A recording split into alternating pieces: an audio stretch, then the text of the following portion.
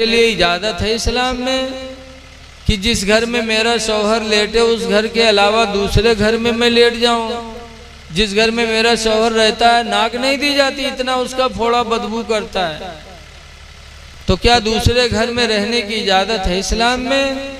सरकार ने फरमाया कि तुम मुझसे इजाज़त लेने आई हो दूसरे घर में, जाओ अपने शौहर के फोड़े को तुम अपनी ज़बान से चाटो और उस वक्त तक चाटो जब तक कि तुम्हारे शौहर का फोड़ा ठीक न हो जाए। तुम अलग रहने के लिए सोचती हो, अगर जायज होता औरतों को गैर खुदा का सजदा करना तो मैं हुक्म दे देता कि अपने शौहरों को सजदा करना।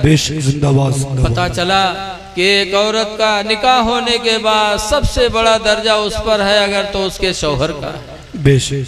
इसीलिए कुरान ने मियाँ बीवी का रिश्ता बड़ा अनोखा बताया। अल्लाह कुरान में फरमाता हुन्ना लिबासुल लकुम, तुम्हारी बीवियाँ तुम्हारी लिबास हैं, व अंतुम लिबासुल लहुन्ना, और मर्दो तुम अपनी औरतों के लिबास हो। बीवी शौहर का लिबास और शौहर बीवी का लिबास। अल्लाह ने फरमाया हुन्ना लिबासुल लकुम अंतुम लिबासुल लहुन्ना, वो तुम्हारे लिबास हैं तुम उनके लिबास हो। और लिबास का काम क्या है बताओ? लिबास का काम है इज्जत का छुपाना। आज ये हम और आप कपड़ा पहने बैठे तो हमारी आपकी इज्जत छुपी हुई कि नहीं छुपी हुई? बोलो। अल्लाह ने लिबास बताया, इसका मतलब है कि बीवी से कोई कमी हो जाए तो शौहर कहीं बयान न करे, और शौहर से कोई कमी हो जाए तो बीवी कहीं बयान न करे। गोया कि दोनों एक दूसरे की लिबास है। लेकिन आज औरतें आई हैं और के बाद जब नैहर गई हैं तो एक से एक ऐब हुआ लगी हैं। उसमें ये है सास हमारी ऐसी है, ससुर हमारा ऐसा है, नंद हमारी ऐसी है, फलान ढमाक। ऐ मेरी माँ बहनों, मेरी बच्चियों, कुरान ने तुम्हें लिबास बताया है और लिबास का काम है इज्जत का छुपाना। कुछ भी मुसीबत हो, कुछ भी परेशानी हो, लेकिन अपने माँ बाप के सामने जाहिर न करो, सब्र करो। अल्लाह ताला उसी सब्र पे खुश होगा और तुम्हें खुशियों की जिंदगी नसीब कर देगा। बेशक जिंदाबाद। लिबास है एक दूसरे के, और लिबास का काम है इज्जत का छुपाना। लेकिन आज बहुत से लोग लिबास पहनते हैं फिर भी उनकी इज्जत छुपती नहीं है। बताओ, पैंट पहनी है तो इतनी चुस्त कि घूम जाए पीछे देखो तो दुकान भी हिस्से में बटी नजर आवत। ऐसे हमारी माँ बहनें लिबास ऐसा पहनेंगी, बहुत सी कहना नहीं चाहिए, आप लोग कहोगे मौलवी मौलाना यही देखते हैं का, लेकिन हम लोग भी इंसान हैं, फरिश्ते नहीं हैं। इसी दुनिया में इसी ज़मीन पे हम लोग भी घूमा करते हैं। बहुत सी हमारी माँ बहनें नकाब पहन के चलेंगी तो नकाब को रस्सी से कमर में बांधती हैं, पट्टी लगाती हैं। ये मेर बांध के चली है कि लागत है सुल्ताना डाकू है, डाका मारे जाते हैं, कमर बांधे। इतनी बेहयाई महसूस होती है, इतना गुस्सा लगता है ऐसी औरतों पर कि नकाब पहनने से क्या फायदा हुआ? तुम कमर में पट्टी बांधती हो, तुम्हारे जिस्म का हिस्सा नजर आता है। इसीलिए अल्लाह के रसूल ने 1400 साल पहले फरमाया था, अन अबी हुरैरा काला काला रसूलुल्लाह, हजरत अबू हुरैरा से रवायत है, फरमाया अल्लाह के रसूल ने एक जमाना ऐसा आएगा कि कासियातुन लिबास पहने होंगी, आरियातुन नंगी होंगी, मुमीलातुन अपना दिल दूसरे को दे बैठेंगे, माइलात और दूसरे का दिल खुद ले बैठेंगे। जो मेरे नबी ने 1400 साल पहले कहा था, आज वो मामला हूबहू हो रहा है। आज हमारी माँ बहनें ऐसा लिबास पहनती हैं कि लिबास पहनने के बावजूद भी नंगी नजर आती हैं। ऐसा लिबास पहनो मेरी माँ बहनों कि तुम्हारे जिस्म का कोई हिस्सा जाहिर न हो सके। हया इस्लाम में बहुत बड़ी इबादत है, शर्मो हया। हजरत इमाम आदम अबू हनीफा रज़ी अल्लाह अन्हु एक दिन बैठे थे और लड़के गेंद खेल रहे थे। गेंद उचका और इमाम अबू हनीफा के पास आ गया। अब सब लड़के डरा के अरे हजरत के पास कौन जाएगा गेंद उठाने। लेकिन एक लड़का उमा हीरो टाइप के रहा है, वो कहे हम लेके आते हैं। तुम लोग डरो तो हम जैसे। आया इमाम आदम के सामने से गेंद उठाया और चला। इमाम आदम ने फरमाया ये लड़का हलाली नहीं है, ये लड़का हलाली नहीं है। लोगों ने कहा अरे आपने कैसे कह दिया हलाली, मतलब यह है कि इसके नसब का आपने इनकार कर दिया।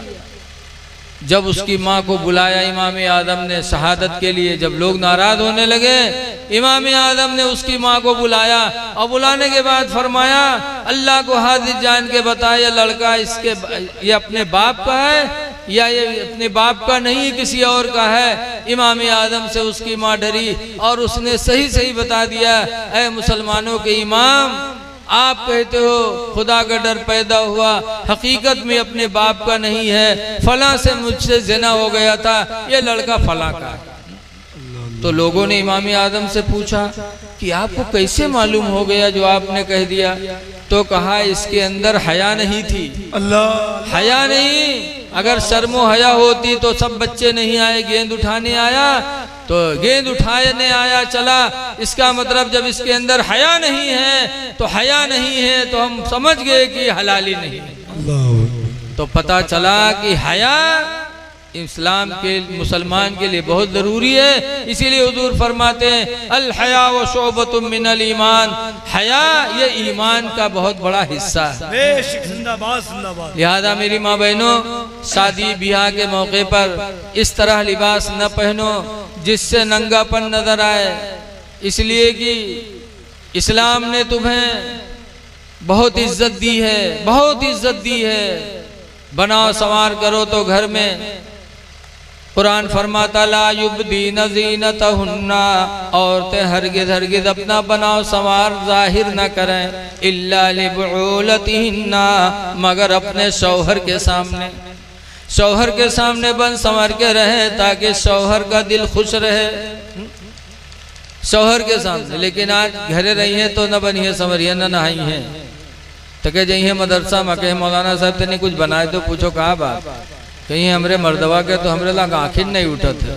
अब बताओ जब महीना नहाई हो ना तो निगाह उठी। इंसान की फितरत में सफाई दाखिल है, हमारी तुम्हारी फितरत में सफाई दाखिल है। देखो किसी के यहाँ मेहमान जाओ बन के और उसके घर का कोई छोटा बच्चा अगर निकले साफ सुथरा कपड़ा पहन के, साफ सुथरा हो, तो मेहमान थोड़ी देर के लिए उस बच्चे को गोद में उठा लेता, बोलो चुम्मा लेता, गोदी में बिठाता। और अगर कोई ईमेल लड़का घर से निकले जी के बुल्लू बुल्लू नाके निकलत हुआ तो बताओ कोई मेहमानों का चुम्मा ली है? इंसान की फितरत में मोहब्बत सारान पर अमल करो ताकि हमें तुम में तलाक की नौबत ना आए। आज तलाक की नौबत क्यों आती है? शादी में यहाँ जइए बन संवर के, मेलम जइए बन संवर के, तो दूसरे से मुस्कियाक बतियाई है, जहाँ मुस्कियाक बतियाने मर्दवा देखिस वो वही दिन से लतियावे शुरू करत, किसे हंसत रहा रे तू, किसे मुस्कियानी रहा है, बताओ। वही दिन से मियाँ बीवी में नफरत शुरू हो गई। ये नफरत क्यों आई? तुमने कुरान के उसूल को छोड़ा। कुरान पर अमल करती तो आज ये मुसीबत तलाक की ना आती। लिहाजा लोगों, निकाह करो, लड़का का निकाह करो, लड़की की निकाह करो। निकाह करना आधा दीन है, आधा दीन अल्लाह ताला निकाह से मुकम्मल फरमा देता। जिंदाबाद जिंदाबाद। फिर आगे हुजूर फरमाते हैं फलियत्तकिल्लाह फी निस्फिद्दीन, कि आधा दीन तो निकाह से हासिल कर लिया और आधे दीन के बारे में चाहिए कि अल्लाह से डरे। फलियत्तकिल्लाह फी निस्फिद्दीन, चाहिए कि अल्लाह से वो डरे आधे दीन के बारे में। अब आधा दीन क्या रह गया?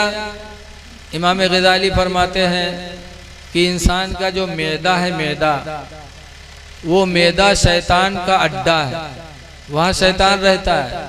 जब हराम रोजी बदन में जाती है, मैदा में पहुँचता है तो शैतान खिलखिला के हंसता है, उछलता है।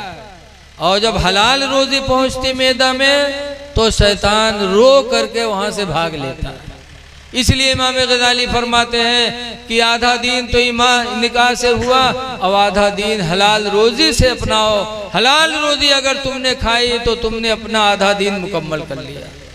इसलिए रिज़्क़े हलाल खाओ और अपने बच्चों की शादी करो। औरतें मिस्ल जन्नत के हैं, अभी हजरत फरमा रहे थे कारी मुश्ताक साहब ने कि जन्नत की खेतियां हरी नहीं होती, कुछ कह रहे थे जिसके घर में बेटियां नहीं होती।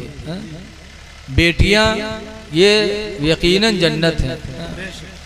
आज हमारे तुम्हारे घरों में रौनक होती है बच्चियों से। बच्चे तो दुश्मन हैं, बच्चियां रहमत है। मैं नहीं कहता, अल्लाह ने फरमाया, कुरान में फरमाया, या अय्युहल्लज़ीना आमनू, ईमान वालो, इन्ना मिन अज़वाजिकुम, बेशक तुम्हारी बीवियां, व औलादिकुम, और तुम्हारे लड़के, अदुव्वल लकुम, ये दोनों तुम्हारे दुश्मन हैं। कुरान ने कह दिया बीवी दुश्मन। कौन बीवी दुश्मन? हजरत इब्राहीम अलैहिस्सलाम। तारीख बड़ी लंबी, पूरी बात नहीं बताऊंगा। हजरत इब्राहीम अलैहिस्सलाम अपने बेटे इस्माइल को ले गए थे, अपनी बीवी हाजरा को मक्का के जंगल में छोड़ के आए थे। और काफी जमाना गुजर गया, तब वहां पहुंचे तो देखा वहां जंगल नहीं है, शहर आबाद है। तफसील बड़ी लंबी है, वो कहना नहीं चाहता। जब शहर देखा तो देखो अपनी बीवी बच्चे को जंगल में छोड़ आए थे। एक जमाना गुजर गया तो सोचा कि एक जमाना गुजर गया, जंगल में अपनी बीवी हाजरा और अपने बेटे इस्माइल को छोड़ के आया था, लाओ देखें है कैसे। जब वहां मक्का में वहां पहुंचे तो देखा बहुत आलीशान शहर बसा हुआ है। लोगों से पूछा कि इस्माइल का घर कहाँ है? लोगों ने बताया वो घर है। जब इस्माइल के दरवाजे पर पहुंचे, घोड़े पे थे, जब वहां पहुंचे दस्तक दिया तो इस्माइल थे नहीं, इस्माइल की बीवी निकली, इब्राहीम अलैहिस्सलाम की पतोह निकली। इब्राहीम अलैहिस्सलाम ने फरमाया इस्माइल कहाँ है? कहा वो तो शिकार के लिए गए हैं। आप कौन? कहा मैं उनका बाप इब्राहीम हूँ, उन देखने के लिए आया था। एक जमाना गुजर गया था, मैं बचपन में दूध पीता बच्चा छोड़ के यहाँ गया था, आज मोहब्बत लगी थी तो देखने आया था। इस्माइल कहाँ है? कहा जंगल शिकार करने गए हैं। लेकिन इतना सुना कि बाप हैं, लेकिन ये मुंह से नहीं निकला कि उतरिए उतरिए, आइए घर में अभी आ रहे हैं। कहा वो तो जंगल गए हैं। न बैठने के लिए कहा, न उतरने के लिए कहा। इब्राहीम अलैहिस्सलाम का दिल दुखी हुआ और चल पड़े। कहा मैं जा रहा हूँ, मेरा बेटा इस्माइल आएगा तो उससे एक बात कह देना कि तुम्हारे बाप इब्राहीम आए थे और ये कह के गए हैं कि ये घर की चौखट अच्छी नहीं, इस चौखट को बदल दे। चले आए कह के। इस्माइल अलैहिस्सलाम जब शाम को लौटे, बीवी ने बताया कि आज तुम्हारे बाप इब्राहीम आए थे मिलने के लिए। जैसे सुना रोने लगे। अब्बा आए थे? चले गए? कहा वो चले गए। कहा कुछ कह के गए मेरे लिए? कहा एक पैगाम दे के गए हैं, कहा है कि ये घर की चौखट अच्छी नहीं है, इसको बदल दे। इस्माइल अलैहिस्सलाम की आंखों में आंसू भर आए। कहा खुदा की कसम, चौखट से मतलब तू है। इतनी बदनसीब निकली कि मेरे बाप आए, मेरे बाप की तू खिदमत नहीं कर सकी। मेरे बाप को रोकी होती खिदमत करती। मेरे बाप यही बोल के गए कि जन्नत चौखट बदल दे, इसका मतलब तुझको बदलने के लिए कहा है। इस्माइल अलैहिस्सलाम ने फौरन अपनी बीवी को तलाक दे दिया। कहा तू घर में नहीं रह सकती, मेरे बाप ने मुझे हुक्म दिया, निकाल दिया। दूसरी शादी की। कुछ जमाना गुजरा, फिर इब्राहीम पैगंबर सोचे कि लाओ अपने बेटे की फिर खैरियत ले ले। एक जमाना गुजरने के बाद इब्राहीम पैगंबर फिर मक्का गए। अब जान गए थे घर, डायरेक्ट वहां पहुंचे, दरवाजा खटखटाया। फिर उस दिन इस्माइल नहीं थे। दरवाजा खटखटाया, अंदर से इस्माइल अलैहिस्सलाम की बीवी निकली। इब्राहीम अलैहिस्सलाम से सलाम किया, पूछा कौन?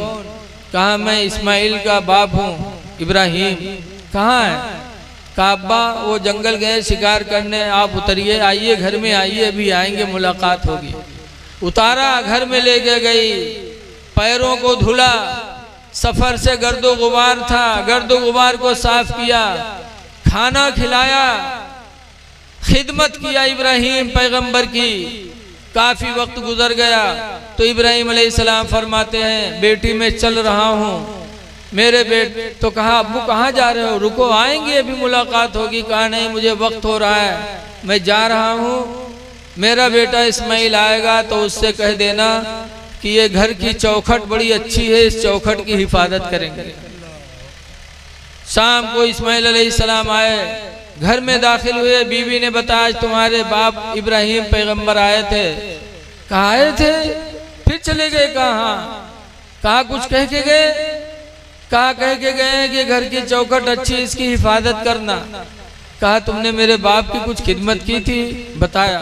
इस्माइल अलैहिस्सलाम मुस्कुराए, कहा या अल्लाह तेरा शुक्र है। कहते हैं मेरी बीवी चौखट से मुराद तू है, तेरी हिफाजत के लिए मेरे बाप मुझे वसीयत करके गए हैं।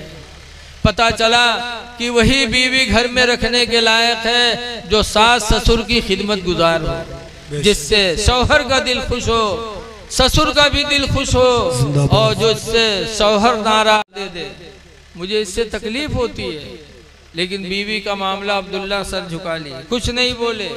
तो हजरत उमर गए, हुजूर से शिकायत की, कहा या रसूल अल्लाह मेरा बेटा अब्दुल्ला है, उसकी बीवी मुझे तकलीफें दिया करती है।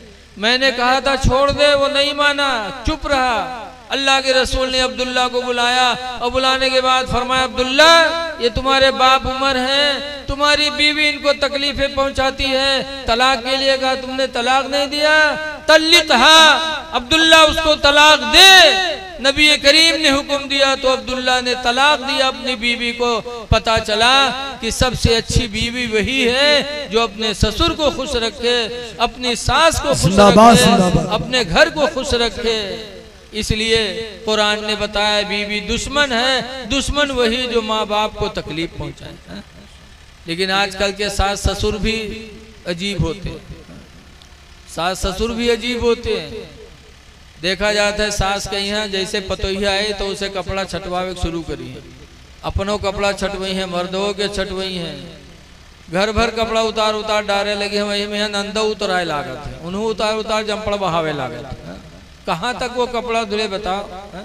अब आने वाली बहू अगर घर में सुबह सोए जाए, अपन बिटिया सो जाए तो कोई न जानते, मोहल्ला में कोई न जानी फलाने की बिटिया सोवत है, और पतोहिया की आंख लग जाए तो वह डाइन सास मोहल्ला में घूम घूम का कही हमरे यहाँ भैंसिया के तो आखिर नहीं खुले, हमरे यहाँ भैंसिया तो दोपहर तक सोईता है। बताओ आजकल की सास ऐसी होती हैं, ऐ मेरी माँ बहनों, जैसे तुम अपनी बच्ची को बच्ची समझती हो वैसे अपनी बहू को भी अपनी औलाद समझा करो। जब बहू को औलाद का दर्जा दोगी तो वो माँ का दर्जा देने के लिए मजबूर हो जाएगी। आने वाली बहुओं पर जुल्म न करो।